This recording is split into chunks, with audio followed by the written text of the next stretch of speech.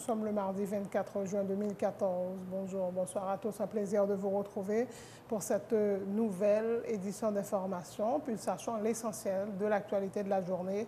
Des voix continuent de s'élever pour dénoncer le président du CSPJ, Alexis Joseph, qui s'oppose à un vote de la majorité des juges allant dans le sens du remplacement de Carole Floréal du Clerville au CEP. L'attitude du président du CSPJ prouve qu'il n'a aucune notion de démocratie et de l'état de droit. C'est l'avis de Antonal Mortim et de la plateforme des organisations de défense des droits humains. Le délai accordé par le CEP aux partis politiques pour s'inscrire dans le cadre des prochaines élections prend fin ce mercredi 25 juin. Plusieurs partis en regroupement de partis politiques de l'opposition rejettent le calendrier électoral et dénoncent la mainmise de l'exécutif sur l'institution électorale.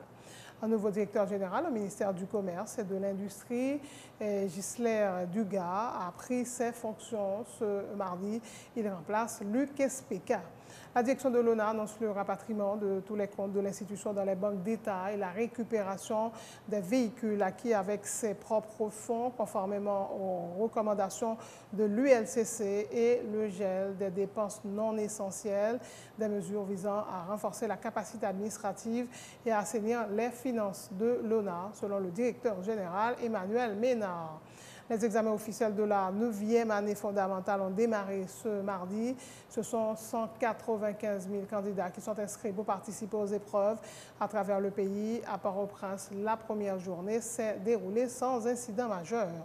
Les rebelles pro-russes acceptent le cessez-le-feu temporaire jusqu'au 27 juin dans le but d'ouvrir des négociations avec le président ukrainien. Par ailleurs, 2 bombes ont explosé sur les lignes de chemin de fer de la région de Lugansk en Ukraine sans faire de victimes. Boko Haram multiplie les attaques dans le nord-est du Nigeria en 48 heures. Près de 40 personnes ont été tuées, plus de 60 femmes et jeunes filles enlevées par le groupe islamiste armé.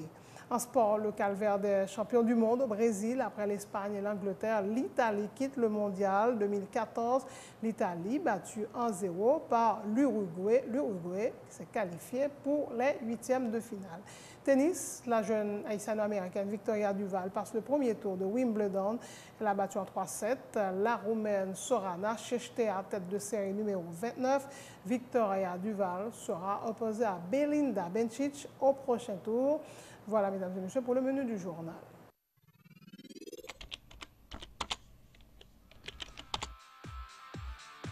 Bienvenue à cette édition d'information Pulsation, l'essentiel de l'actualité de la journée. Merci de votre fidélité. Bienvenue dans ce premier numéro de Pulsation Week-end.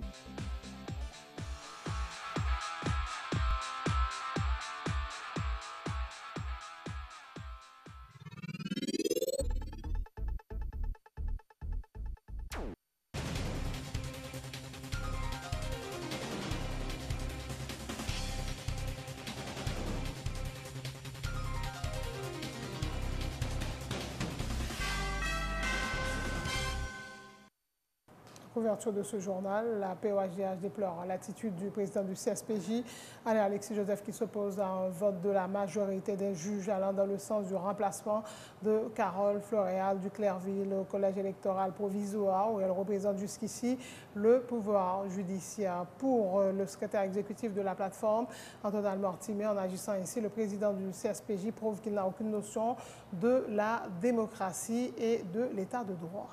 Il ne fallait plus que M. Alexis montre que lui-même n'a pas gagné les notions démocratiques. Ouais, il n'a pas gagné pièce, rien qui comportement, pas rien pour avec démocratie, pas rien pour avec état de droit.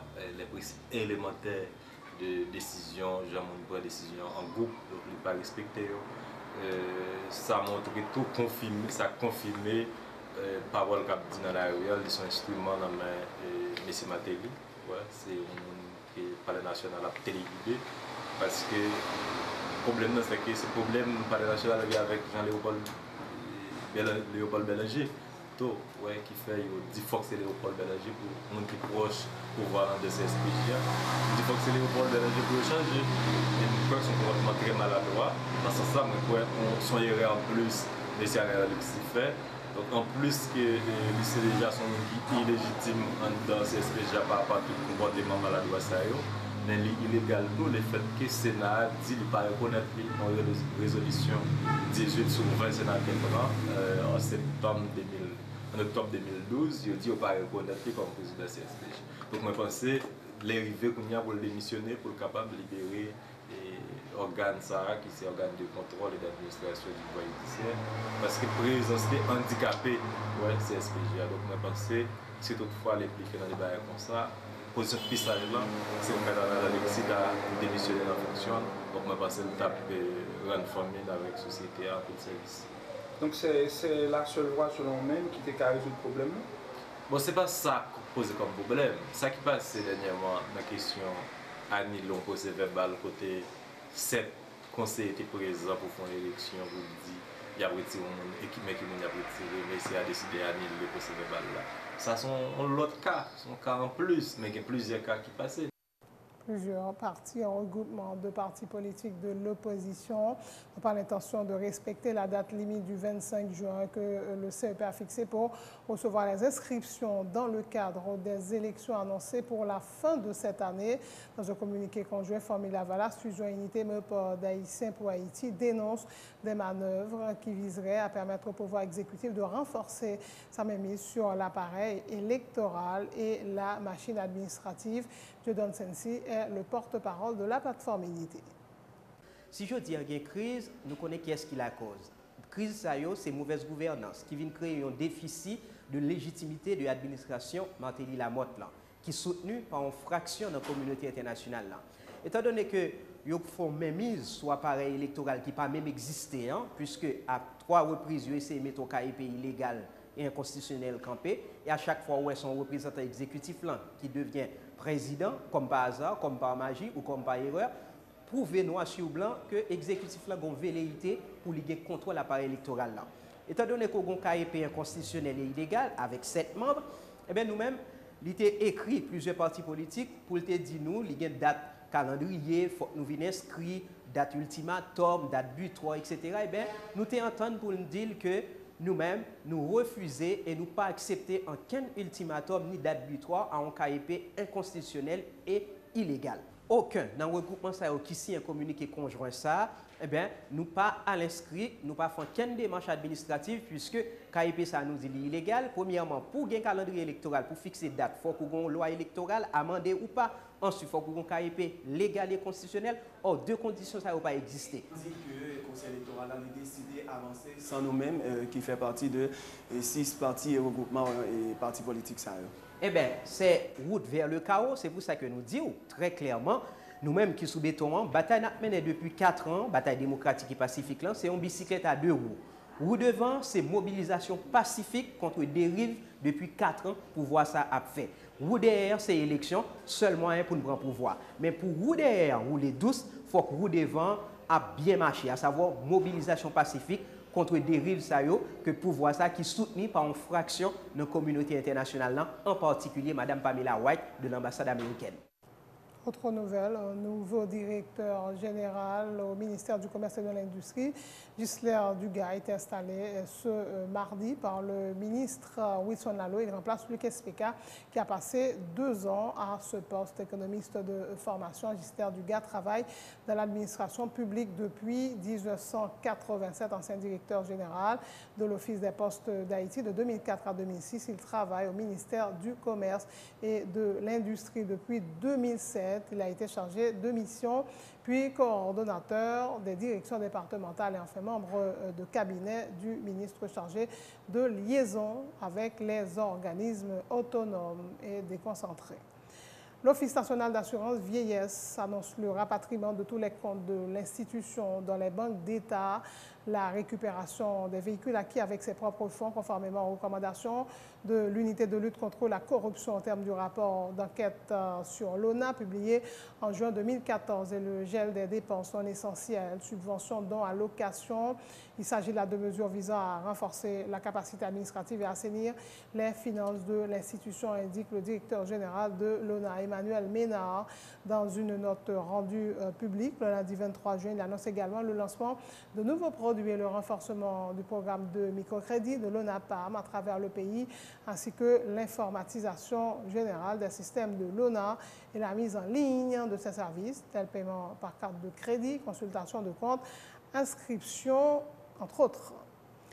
Le ministère de la Santé publique informe avoir bouclé la première phase de la reconstruction de l'hôpital de l'Université d'État d'Haïti, une phase qui consistait en l'aménagement de l'hôpital de transition grâce à la réhabilitation temporaire et la construction de bâtiments provisoires. Désormais, les malades et les bureaux de l'HUH ont été relogés à l'hôpital de transition situé au local du MSPP à la rue Saint-Honoré. Les travaux de reconstruction se poursuivent sur l'ancien site de l'hôpital. Le gouvernement haïtien contribue à hauteur de 32,3 millions de dollars au financement des travaux dont le coût total s'élève à 83,2 millions. Les gouvernements français et américains ont chacun contribué à hauteur de 25 millions de dollars. Le nouvel HUA sera un hôpital de référence de niveau 3 d'une capacité de 534 lits et construit selon les normes parasismiques sur plus de 5 hectares selon Michael Dolanshire, directeur exécutif de l'UTE. Le projet consiste en la reconstruction et l'équipement du principal hôpital du pays et qui se veut un hôpital universitaire de référence de niveau 3 d'une capacité de 534 lits et places. 25 078 m² de bâtiments sur 2 sites totalisant 5,7 hectares au cœur de Port-au-Prince. C'est un choix qui a été fait dès le départ de maintenir l'hôpital au cœur de Port-au-Prince et sur le site même où il se trouvait historiquement. Le budget du projet est aujourd'hui un budget de 83,2 millions de dollars. Le financement de ce projet, comme je l'ai dit tantôt, est assuré aussi bien par le gouvernement haïtien, qui est le principal bailleur avec 33,2 millions, que par l'USAID et l'AFD, contribuant chacun à raison de 25 millions. L'administration et la direction technique du projet, vous voyez, c'est autour de 3,5 millions. Et les travaux en mode conception-réalisation, ce sont ceux qui prennent le plus de 46 millions de dollars. Et les travaux en mode conventionnel, ces travaux concernent les travaux de réhabilitation que nous avons entrepris jusqu'ici et les travaux à venir. Et on a prévu aussi ici, je vous prie de noter, 3 millions de dollars pour l'appui à la réforme. Étant entendu qu'il ne s'agit pas seulement de construire des murs, il faut que ces murs-là accueillent un hôpital qui fonctionne et qui fonctionne mieux que ce que nous avions avant. Donc le ministère de la Santé publique a entrepris de mettre en place une commission de réforme et il y a aussi des études qui sont en cours actuellement pour accompagner l'hôpital et lui permettre d'assumer pleinement sa mission. C'est un hôpital qui doit répondre à un certain nombre de critères et pour qu'il soit, et de normes pour qu'il soit notamment parasismique. Nous avons prévu pratiquement presque 17 millions de dollars pour l'équipement de l'hôpital, mais je vous prie de noter quand même la ligne imprévue qui devrait permettre d'absorber d'éventuels surcoûts. L'hôpital devait rester opérationnel pendant toute la durée des travaux, et non seulement il devait rester opérationnel, mais il devait offrir un cadre plus approprié à la prestation de services à la population. La fin de ces travaux est prévue, elle, pour juin 2017. La première dame, Sophia Martelly, ainsi que les ambassadeurs des États-Unis et de France ont visité les lieux ce mardi. La ministre de la Santé publique, Florence Duperval-Guillaume, informe que par cette visite, les autorités sanitaires haïtiennes voulaient informer les bailleurs de fonds que sont les gouvernements haïtiens, français et américains de l'évolution des travaux de reconstruction de l'HUH. Et pour sa part, Sophia Martelly se félicite des avancées. Nous avons ancien l'hôpital Université d'État d'Haïti. Et dans l'hôpital Université d'État d'Haïti, nous connaissons le gouvernement, ensemble avec les partenaires, de prendre décision pour rebâtir l'hôpital. Aujourd'hui, nous avons première dame de la République avec moi, ambassadeur français, ambassadeur américain, qui finit pour nous dire qui genre que transition entre l'hôpital, partie que nous avons crasé à côté de pas bien service encore, et l'autre partie que nous relocalisons à côté de nous avant, nous avons l'autre service, comment est-ce que la transition ça a fait et pour faire nous une présentation sur qui leur vraiment il y a fin bâti côté nous qui crasé qui pral gain bâtiment principal pour loger nouvel hôpital l'Université d'État d'Haïti. Il est très difficile pour nous avancer à des grands pas puisque l'hôpital a toujours été fonctionnel. c'est pour ça peut-être que la prend plus de temps, mais n'a fin pas abouti avec ça nous remet et que l'hôpital l'a vigné.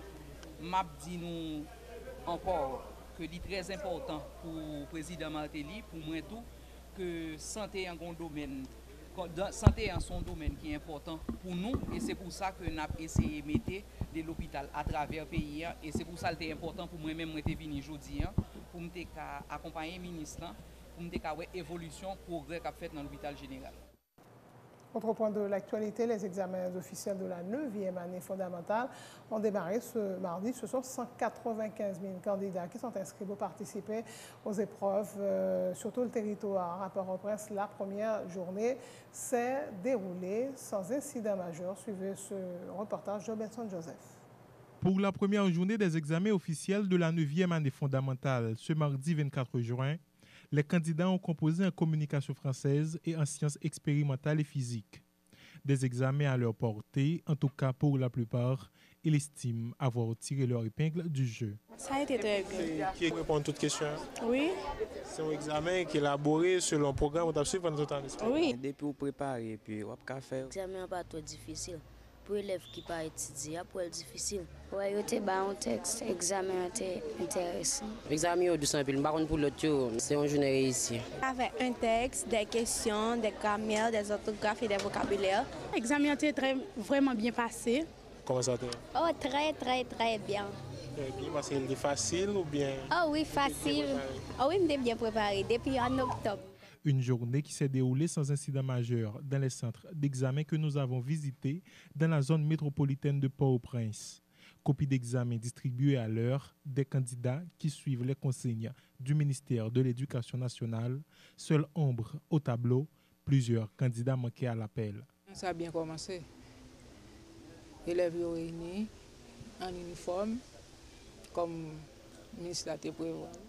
Donc, ils ont commencé à composer vers 9h30. Il n'y a aucun dérapage, tout a été bien.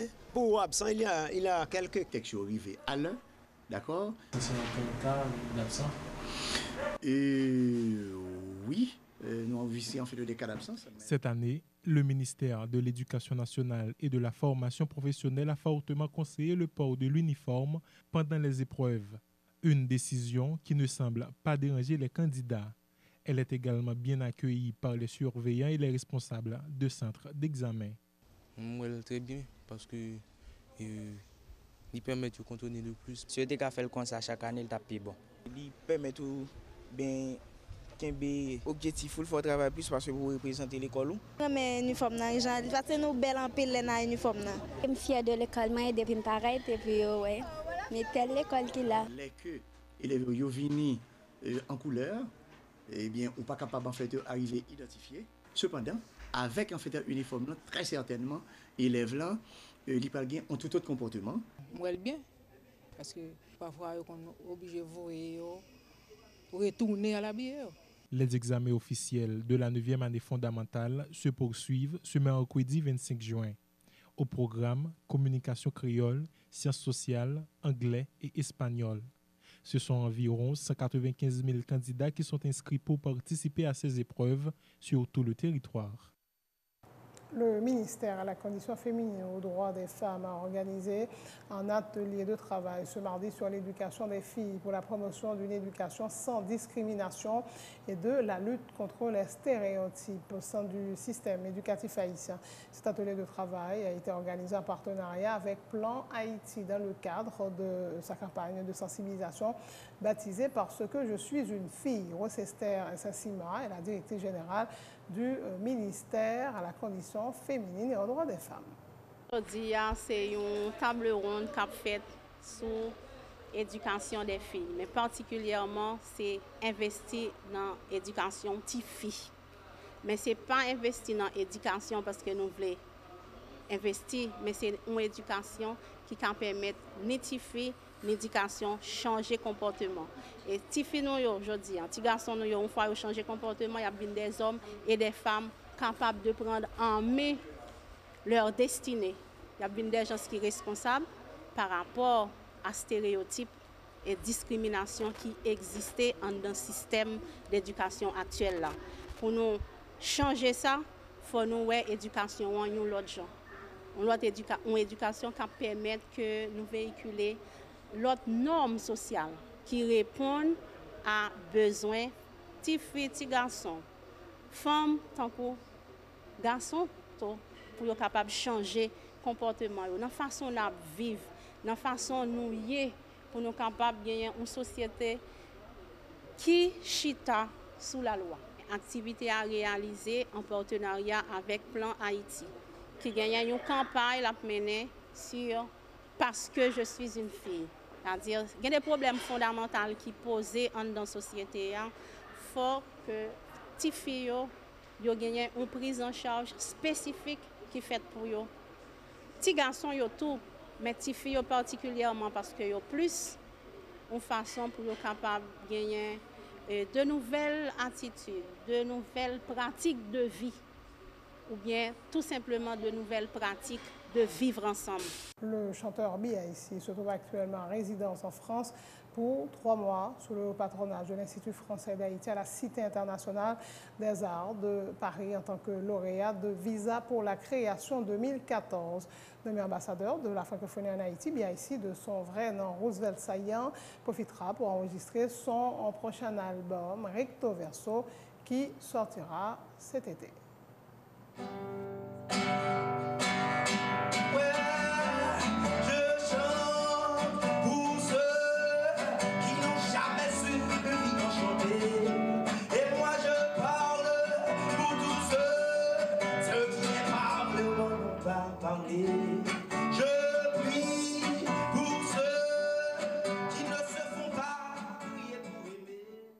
La fin de ce journal, le rappel des titres, des voix continuent de s'élever pour dénoncer le président du CSPJ, Alexis Joseph, qui s'oppose à un vote de la majorité des juges allant dans le sens du remplacement de Carole Floréal du Clairville au CEP.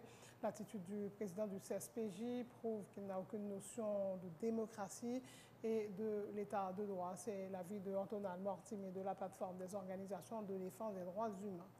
Le délai accordé par le CEP aux partis politiques pour s'inscrire dans le cadre des prochaines élections prend fin ce mercredi 25 juin. Plusieurs partis et regroupements de partis politiques de l'opposition rejettent le calendrier électoral et dénoncent la mainmise de l'exécutif sur l'institution électorale. Un nouveau directeur général au ministère du Commerce et de l'Industrie, Gisler Dugas, a pris ses fonctions ce mardi et remplace Luc Espeka. La direction de l'ONA annonce le rapatriement de tous les comptes de l'institution dans les banques d'État et la récupération des véhicules acquis avec ses propres fonds, conformément aux recommandations de l'ULCC, le gel des dépenses non essentielles, telles subventions, dons et allocations, des mesures visant à renforcer la capacité administrative et à assainir les finances de l'ONA, selon le directeur général Emmanuel Ménard. Les examens officiels de la 9e année fondamentale ont démarré ce mardi. Ce sont 195 000 candidats qui sont inscrits pour participer aux épreuves à travers le pays. À Port-au-Prince, la première journée s'est déroulée sans incident majeur. Les rebelles pro-russes acceptent le cessez-le-feu temporaire jusqu'au 27 juin dans le but d'ouvrir des négociations avec le président ukrainien. Par ailleurs, 2 bombes ont explosé sur les lignes de chemin de fer de la région de Lugansk en Ukraine sans faire de victimes. Boko Haram multiplie les attaques dans le nord-est du Nigeria. 48 heures, près de 40 personnes ont été tuées et plus de 60 femmes et jeunes filles enlevées par le groupe islamiste armé. Le calvaire des champions du monde au Brésil. Après l'Espagne et l'Angleterre, l'Italie quitte le mondial 2014. L'Italie battue 1-0 par l'Uruguay qui s'est qualifié pour les 8e de finale. Tennis, la jeune haïtiano-américaine Victoria Duval passe le premier tour de Wimbledon. Elle a battu en 3-7 la Roumaine Sorana Cirstea. Victoria Duval sera opposée à Belinda Bencic au prochain tour. Merci de votre attention. Bonne suite de programme sur Télé Pluriel.